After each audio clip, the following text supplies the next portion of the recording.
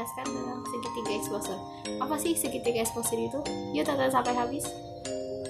Segitiga exposure adalah 3 komponen terpenting yang ada pada kamera dan memengaruhi hasil gambar.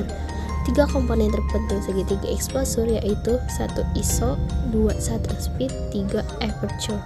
Pertama ada ISO. ISO adalah sensitivitas sensor kamera ketika memproses paparan cahaya. Semakin rendah nilai ISO, maka hasil foto akan semakin gelap. Sebaliknya, nilai ISO semakin tinggi, maka semakin terang foto yang dihasilkan. Namun apabila nilai ISO semakin tinggi, maka akan menghasilkan gambar yang banyak noise atau bintik hitam pada foto. Sedangkan semakin rendah nilai ISO, maka akan semakin jernih foto tersebut.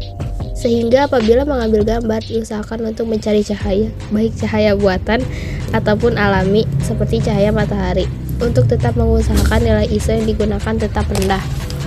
Next ada shutter speed. Shutter speed adalah kecepatan waktu aperture terbuka dalam menerima cahaya yang masuk. Shutter speed mengatur durasi bukaan jendela sensor ketika menerima paparan cahaya sebelum menutup kembali. Semakin lama shutter speed terbuka, maka semakin banyak intensitas cahaya masuk ke dalam film atau sensor, sehingga menghasilkan foto lebih terang. Shutter speed diukur dengan satuan S atau second. Artinya, semakin tinggi shutter speed kalian, maka akan semakin cepat jendela sensor membuka lalu menutup kembali, dan hasil gambar akan lebih tajam. Dan yang terakhir ada aperture. Aperture adalah seberapa banyak cahaya yang masuk melalui lensa, dan dapat dilihat apabila kita memakai kamera dan mengatur aperture ke angka rendah seperti f4 ke bawah.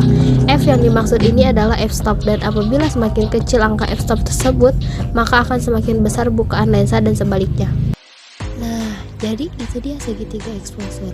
Terima kasih sudah nonton. Dadah, bye-bye.